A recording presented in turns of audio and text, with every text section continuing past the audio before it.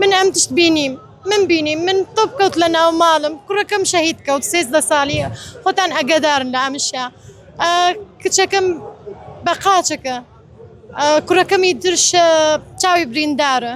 بەڕێزانم کاتتان باش بابەتێک لێرە سەرنجی ڕاکێشام بەڕاستی خانەوادەیەکی ڕۆژاوای کوردستانن ئەلبەت ماوەیەک بەر لە ئێسا منم خانەوادەیەم ناسی کە ئەوان یەکێک لە کچەکانی بەهۆی بردومانی تورکیا تۆپێک لە نێو ماڵیان لە قامیشلۆ کەوتەوە و ئەو کچەی کە ناوی سارایە بەهۆی ئەو ڕووداوەوە قاچەکانی لە دەستدا. من ئێستا دایکی سارام لەگەڵە خۆشحاڵ بووم ئەمڕۆ لێرە بینیمی. دۆخی سارا چۆنە؟ دەمەوێت یەکەم پرسیارم ئەوە بێ. سارا باشە شکر بۆ خوای گەورە باشە هەر باشترە ژەبێ. تۆ بەر ماڵەکەتان کەوت سارا هەردوو قاچەکانی لە دەستدا؟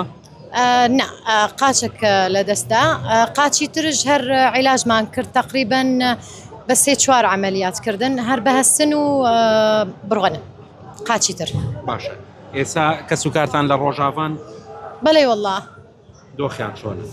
واللهی آخر وەزعی ڕۆژئاوا ئەم کاتە زۆر باش نییە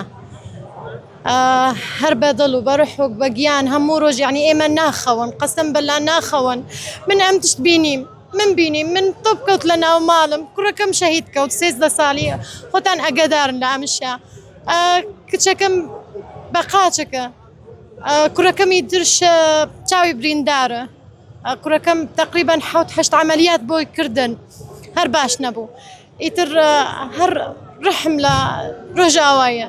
یعنی تۆ خۆت بەداخەوە ئەو دۆخەت بینیوە بۆیە ئێستا لەو ئازارە تێگەیت. ڕاستە من ئەمشت بینیم لەبەر ئەوە هەموو ڕۆژ هەردێم من دەست هەڵات نیم ئەگەر چی بکەم بەس حەزەکەم دنیا و خەلک و عالم هەموو بەزانبن حالی ڕۆژاوە چۆنە چونکە من بەڕاست ینی گیانم زۆر قورس بوو لە دوای ئەو بووم بەکەوت لە ناو ماڵم حەز ناکەم گەجیانی خەڵکی ئێمەژی قورس نەبە نازام چۆن تەفسیر بکەم بەڵام بەڕاست دڵم واللهی دڵم هەموو ڕۆژ ئەوانەی نازام چی بکن لە بۆ ڕۆژاوە. دایکی سارا باست لەوە کرد بەهۆی ئەو بردومانەوە یەکێک لە کوڕەکان شەهید بوو کوڕەکەم شەهید کەوت سارا قاچێکی لە دەستدا. بەڵێ شەی کرد لەو ڕووداوەیە بریندار بوو؟ محەممەد شەهید کەوت 13 ساڵ بوو سارا قاچی نەما ئەحمەدش چاوی بریندار بوو. تۆ ئەم جارە کوور دەبینیت لە باشوور لە ڕۆژهەڵات لە هەر شوێنێکە کورتە بێ ئەم یەکگرتنەی کورد چەند ئاسوودەت دەکات چەند دڵخۆش زۆر کێف خۆشم دڵخۆشم بەڵام هەر دلم لە ڕۆژاوای بەڵام کاتی ئەبینم گە کورد هەمووتان بوونی یەک زۆر دڵخۆشم.